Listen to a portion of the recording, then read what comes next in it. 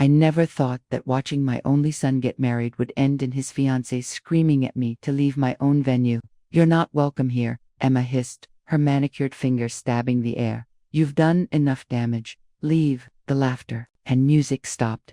Every pair of eyes turned to me. I froze, clutching my purse, the same one carrying the $50,000 check I wrote to fund this entire wedding. My son, my baby boy, just stood there staring at the floor. Not a word, not even a glance. I swallowed the lump in my throat. Don't cry. Don't give her the satisfaction. As I walked out past rows of guests, pretending not to stare, I felt something break inside me. I paid for everything, the dress, the flowers, the venue, and they tossed me out like garbage. I sat in my car in the darkened parking lot. The memory of Emma's voice, sharp and dripping with venom, replayed in my mind like a cruel loop. "You're not welcome here." The worst part wasn't Emma. It was Ryan, my son. He had stood there like a stranger, his eyes fixed on the floor, too cowardly to even defend me. My phone buzzed in the cup holder, lighting up with text after text. "What? Did you leave? Are you okay? Don't make a scene, Colleen."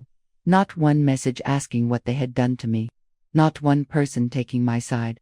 A sob rose in my throat. But I swallowed it down. I wouldn't cry for them. Not tonight.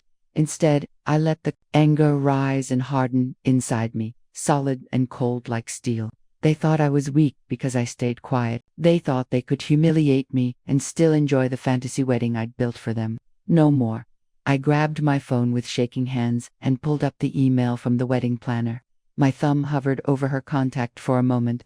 Then, I took a deep breath and hit the call. The line rang twice before she answered, her voice chipper and professional. "Hi, Colleen. I was just going over the final details for tomorrow. I'm canceling everything," I said flatly.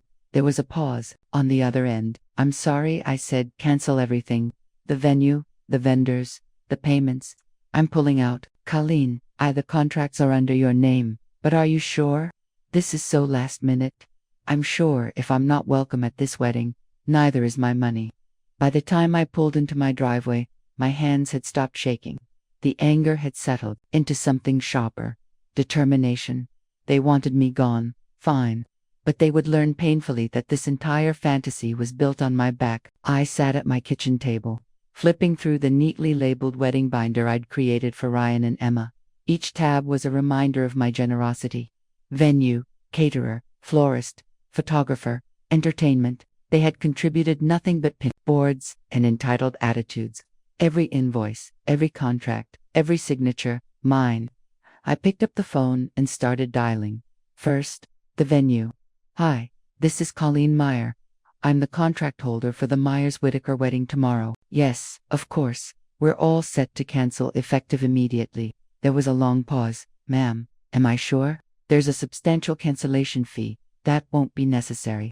I'm the one who paid the deposit and I'm within my rights under the contract." Silence. Then a cautious reply. "Understood. We'll process the termination." Click. Next. The florist. The same routine. Then the caterer. Then the photographer. Each time I felt my spine straighten a little more. With every call, the picture became clear.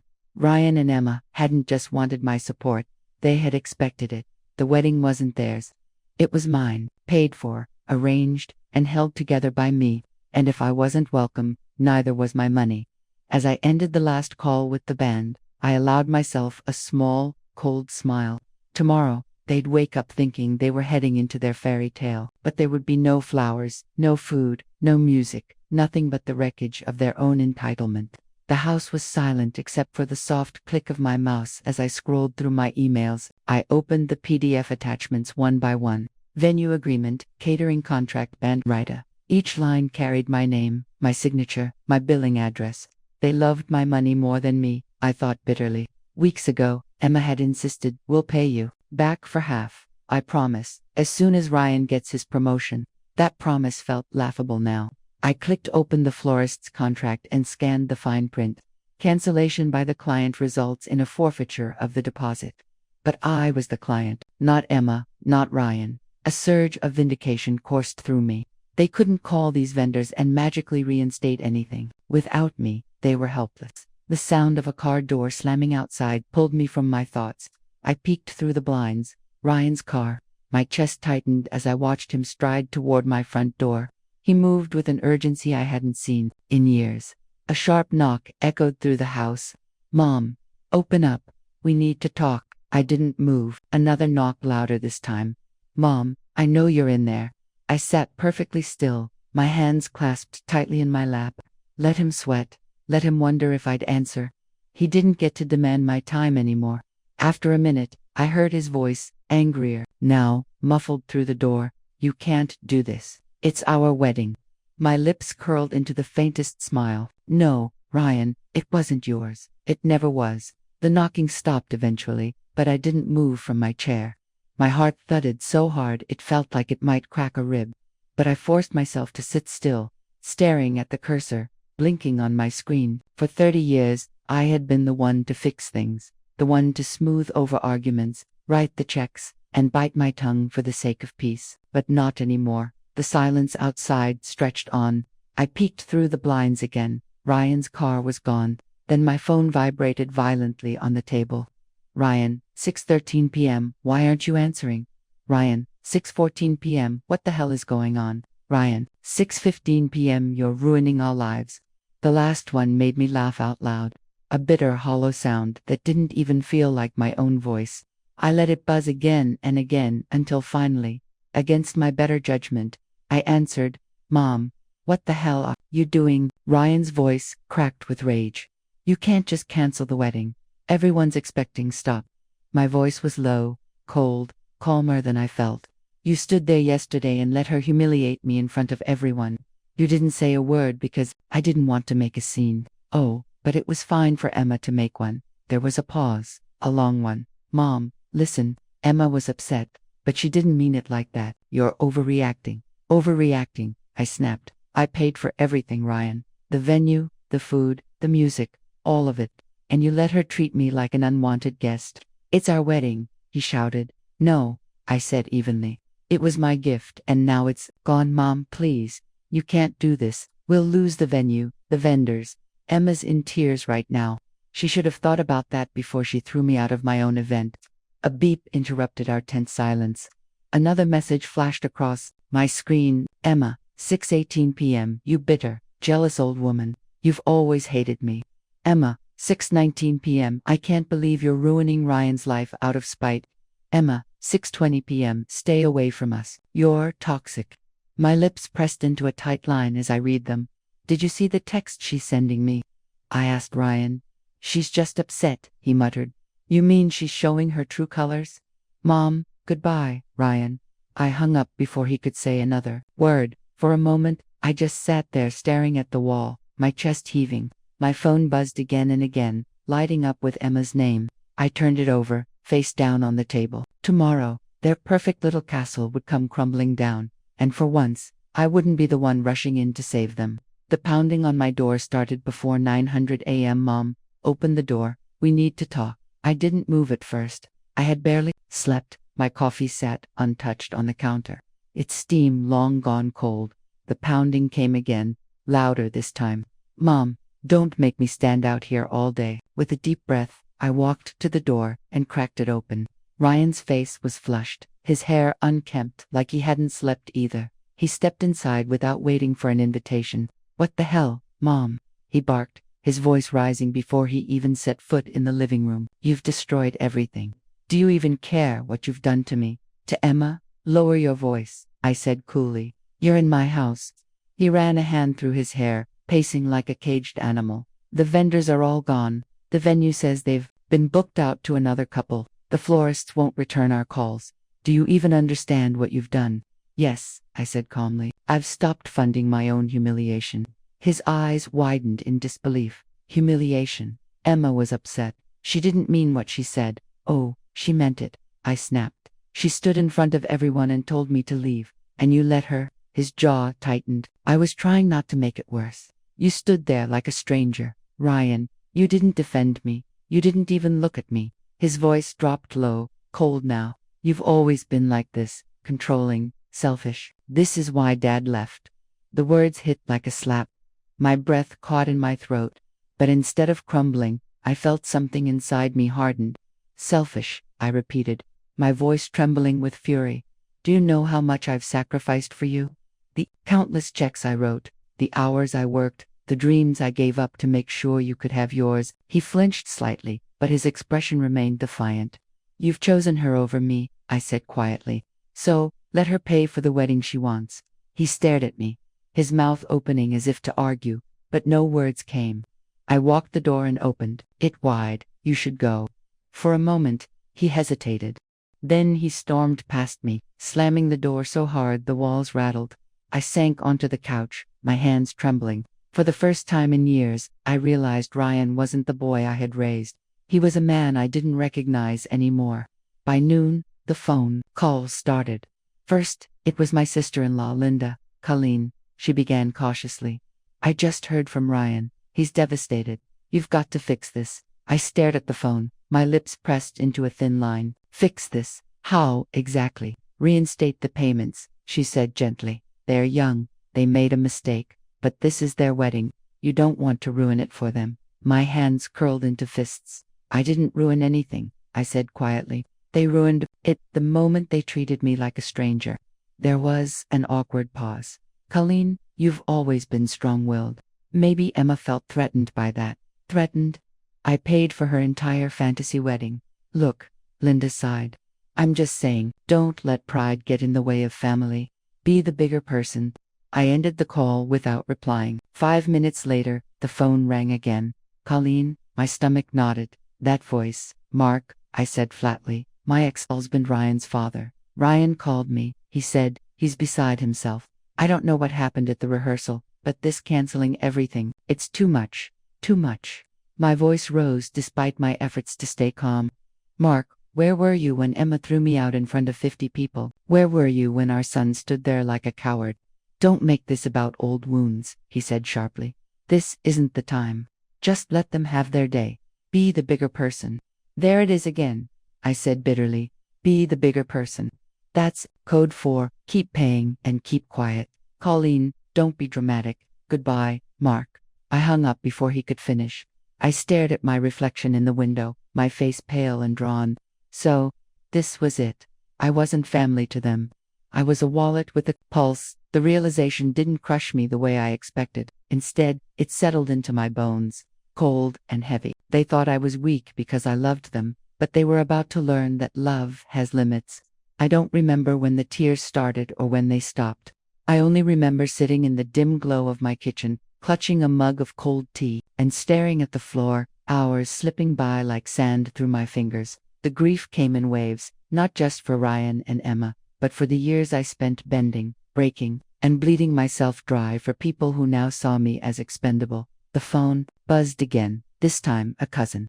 Colleen, don't destroy the family over one misunderstanding. I silenced it without answering. Somewhere between the sobs and the silence, an image flashed in my mind, my wedding day. I was 23, standing in a lace dress that cost more than our first car. My mother-in-law had pulled me aside that morning and said, remember, quiet women, make the best wives, don't make waves. Back then, I nodded, smiled, and swallowed every single wave that tried to rise in me. But now, sitting alone in my kitchen decades later, I finally saw it clearly. Quiet doesn't mean weak. I wasn't the same woman who once bent herself in half to keep everyone happy. That woman was gone. A strange calm settled over me, heavier than exhaustion, but sharper than grief. I rose from my chair, placed the untouched tea in the sink, and wiped my cheeks. Enough crying, enough begging for scraps of love and respect. If Ryan and Emma thought they could humiliate me and still waltz down the aisle in the fairy tale I paid for, they were wrong, dead wrong. The next morning, I made an appointment with Margaret Chen. Margaret had been my attorney for years, sharp, discreet, and unshakable. As I sat across from her in her sunlit office, I felt the familiar knot in my stomach tighten. Colleen, she said kindly, folding her hands. You look tired. Tell me what's going on. I laid it all out. The rehearsal, dinner, Emma's public humiliation, Ryan's silence, the wedding I had funded down to the last napkin, and how I'd canned every single vendor. Margaret listened without interrupting, her expression unreadable. When I finally stopped talking, she leaned back in her chair. Let me be very clear, she said. You've done absolutely nothing wrong. Every contract is in your name. Every payment was from your account. If they want this wedding, they'll have to pay for it themselves. I exhaled slowly, a small flicker of relief breaking through the anger. But what if they try to sue me? I asked, my voice quieter than I intended. Margaret's lips curved into a faint smile. On what grounds? They don't have a leg to stand on. And if they or their lawyer are foolish enough to send you a letter, forward it to me. I'll handle it. A sharp knock on the office door startled me. Margaret's assistant poked her head in. Sorry to interrupt. There's a man on the phone. He says it's urgent. Ryan Meyer. I froze. Margaret raised an eyebrow. Do you want to take it? No, I said quickly. Not now. Good, Margaret replied. Let him sweat. You've spent long enough carrying him. For the first time in weeks, I felt something unfamiliar in my chest. Not anger, not grief. It was power. Real, quiet power. I nodded. You're right. Margaret slid a packet of papers across the desk. I'll draft a formal notice to every vendor confirming cancellation and your sole legal authority. And if Ryan or Emma show up here, they'll be speaking to me, not you. As I signed the papers, my hand no longer shook. Let them rage. Let them scream. I wasn't their wallet anymore. By the time I got home from Margaret's office, my phone was buzzing nonstop. At first, I ignored it. But then the notifications flooded in, dozens of them. Facebook, Instagram, even texts from people I hadn't spoken to in years. My stomach sank. I opened Facebook. The first thing I saw was Emma's face, red-eyed and tear-streaked. Hair pulled into a perfect messy bun as she clutched a tissue in her hand. The caption above her video read, I never thought my future ML would destroy our wedding out of jealousy and spite. My heart is broken. I hit play. She canceled everything. Emma sobbed to the camera. The venue, the flowers, the food. She even threatened the vendors.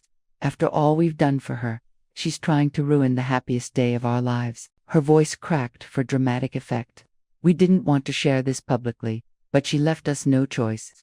Please pray for us as we try to rebuild what she tore down. The comments were already piling up. Wow, what kind of mother does that? Cut her off. She sounds toxic. So sorry, Emma. Stay strong. A fresh wave of anger burned in my chest as I scrolled. Every word was a lie. After all we've done for her, I had paid for her dream wedding. I had written checks for her designer dress, her overpriced venue, her hand-picked caterer, and now she was painting me as the villain. Another notification popped up, this time from Instagram. Emma had posted a photo of her and Ryan embracing, captioned, We will not let hate win. Family is who supports you, not who tears you down. Hundreds of likes, dozens of supportive comments. I felt my hands shake. Not from grief, but from fury. I opened my notes app and started a list.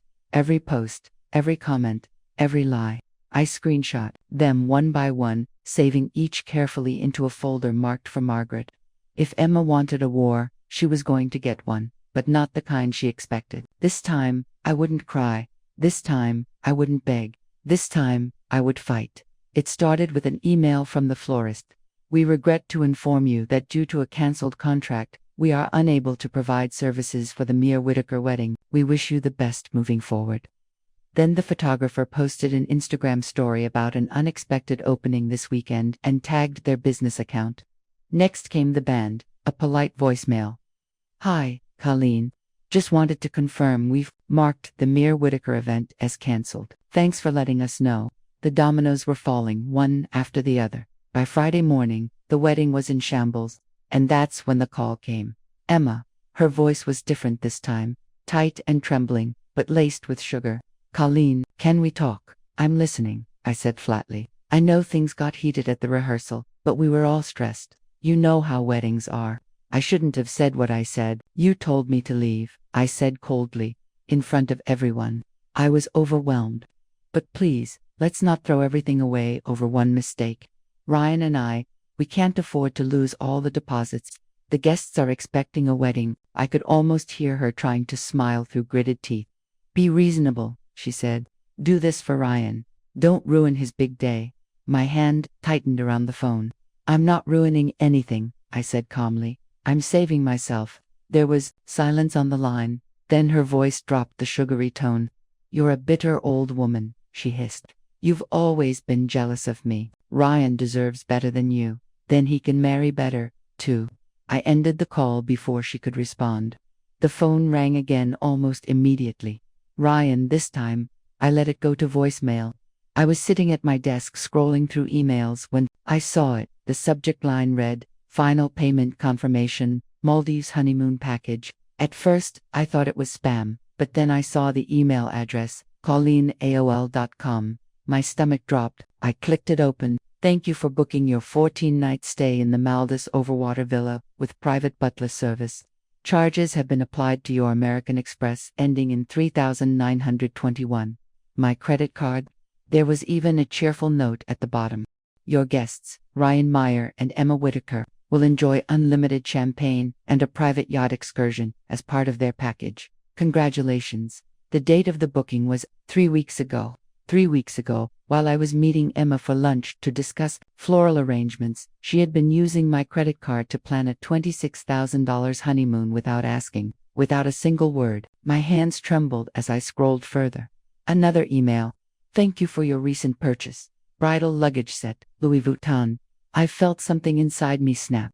They hadn't just taken my generosity for granted. They had planned this from the start. The wedding wasn't a celebration of love. It was a heist, a slow, calculated extraction of my money, my trust, my dignity, and they hadn't even bothered to hide it. I opened my banking app and scrolled through recent transactions. $12,400 Emma's boutique. $8,950 private chef deposit.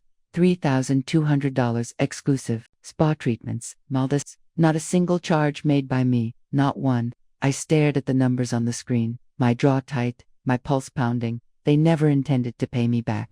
Not for the wedding, not for anything, and yet they had the audacity to call me selfish. I closed the laptop with a sharp snap and sat back in my chair. There would be no more phone calls, no more second chances, no more motherly indulgence. They had shown me who they were. Now it was time for me to show them who I was. The voicemail came late that night. The screen lit up as I was folding laundry. "Ryan, 10:47 p.m. For a moment, I hesitated. A small, stupid part of me thought maybe, just maybe, he was calling to apologize. I pressed play. "Mom." His voice was cold, flat. "I don't even know why I'm bothering with this. You've never been a real mother to me. Not really. Always too busy, too controlling, too cold." My chest tightened, but I didn't move. "Emma was right about you. You've been jealous of her from the start. That's why you're doing this. You can't stand to see me happy." There was a pause, a sharp exhale. "No wonder Dad left you. I get it now." The words hit like a slap across the face. "No wonder Dad left you. That's who you are. Alone, bitter, always the victim. And now you've destroyed the one good thing in my life." The line clicked dead. I stood there staring at the phone, the air heavy and still around me. Not a tear fell. Not this time. Instead, I felt empty, hollow, like a cord had finally snapped inside me. Slowly, I pressed my thumb against the screen and hit delete. The message disappeared, and with it, something else disappeared, too. The last fragile thread tying me to the boy I used to love more than life itself. Being alone is better than being used. I set the phone down and turned off the light. It was over. The next morning, I sat in Margaret's office, my hands wrapped around a mug of tea I hadn't touched. Margaret had already read the transcripts of Emma's posts and Ryan's cruel voicemail. Her face was calm, but her eyes had a sharp edge I hadn't seen before. "This isn't just entitlement anymore," she said. "It's harassment, and we're going to shut it down." She slid a draft across the desk. "Cease and desist. Harassment, defamation, unauthorized use of funds." I skimmed the bolded lines, my heart pounding, not from fear, but from something harder, cleaner. Margaret's voice cut through the room like a scalpel. "We're sending this directly to Emma. 1 copy, certified mail, 1 via email, and 1 to her parents. They need to understand that if they keep this up, there will be consequences." I nodded, my fingers tightening around the mug. "Now, about Ryan." Margaret tapped a folder labeled Joint Accounts. "Did you know he's been pulling from the account you opened for him in college?" My stomach twisted. "I thought he stopped using it years ago." "He didn't. In fact," she opened a printout of recent transactions. "He withdrew $7,500 last month, right after you paid the venue deposit." The blood drained from my face. Margaret didn't flinch. We freeze it now, today, before he decides to drain the rest. For a moment, my hands hovered over the folder. That account had been my way of saying, I'll always be here for you. But that promise didn't mean the same thing anymore. Do it, I said quietly. Margaret nodded. Consider it handled. She reached for her phone and began issuing instructions to her paralegal. Her voice was steady, professional, unbothered, exactly the kind of calm I needed right now. As I listened to her dictate the cease and desist letter, something strange settled over me. I wasn't shaking. I wasn't crying. I wasn't even angry anymore. For the first time in weeks, I felt steady. Ryan and Emma had taken enough from me. My money, my dignity, my role as a mother. They wouldn't take another thing. Margaret ended the call and looked at me with a faint smile. You've done everything right, Colleen. If they want a wedding, they'll have to pay for it themselves. I let out a slow breath. Let them try, I said softly. By the end of the week, the cracks in their fairy tale had turned into gaping holes. It started with a post on Emma's Instagram, a filtered photo of her hand clutching Ryan's. The caption read, "Trying to stay strong during this difficult time. Please respect our privacy." The comments were a mix of pity and confusion. What happened? I thought the wedding was this weekend. Sending love. Stay strong, babe. 2 hours later, Linda texted me, Colleen, did you really cancel the wedding? Everyone's talking about it. I didn't respond. It wasn't my job to explain myself anymore. The phone rang again, this time an unfamiliar number. Against my better judgment, I answered. Colleen, it's Gary Whitaker, Emma's father. His voice was tight, clipped, like he was forcing every word through clenched teeth. I don't know what Emma said to you at the rehearsal, but surely you can't mean to ruin the whole wedding over one misunderstanding. I stayed silent, waiting for the real reason he had called. He exhaled sharply. Listen, if this is about money, I can't lie. We're in a tight spot right now, but I'm sure we can work something out if you'll just reinstate the payments. There it was. I almost laughed. The same man who'd been too proud to speak to me for months was now begging for my help. No, I said simply. You'll have to figure it out on your own. Do you know what this will do to Emma? He barked. The guests, the reputation of both families. I ended the call mid-sentence and the next day, I got an email from the venue manager. Dear Ms. Meyer, as per your cancellation request, the Myers-Whitaker wedding has been removed from our schedule. Please note, the date has been rebooked. Rebooked, their dream wedding wasn't just cancelled, it now belonged to someone else. For a moment, I pictured Emma scrolling through Pinterest screaming at Ryan while her parents sat helpless on their couch, but I didn't feel satisfied. I felt nothing. The email came late Sunday night. I almost didn't open it. The subject line alone made my stomach turn. Let's put this behind us. I clicked anyway. Mom, we've decided to forgive you for everything that's happened. I know emotions were high and people said things they didn't mean. Emma and I talked it over and we're willing to let you come to the wedding if you can behave and not make things awkward. This is our day and we'd appreciate it if you didn't make it about you. Let's move forward as a family. Ryan, I stared at the screen, my jaw slack. Forgive me. A laugh burst out of my throat before I could stop it. It started small, sharp, but grew until I was clutching my sides, shaking with bitter amusement. Forgive me. After I funded their fairy tale, Emma threw me out of the rehearsal like some hired help. After Ryan stood there silent while I was humiliated in front of everyone and they thought I needed to forgive, I wiped a tear from the corner of my eye. Not from sadness, but from laughing too hard. I hit reply and hovered my fingers over the keyboard, but I didn't type a single word. They didn't deserve a response. Instead, I closed the laptop and pushed it aside. They could keep their little fantasy of control. I was done playing the fool. The wedding day came anyway. A bright Saturday morning in June, exactly as Emma had wanted.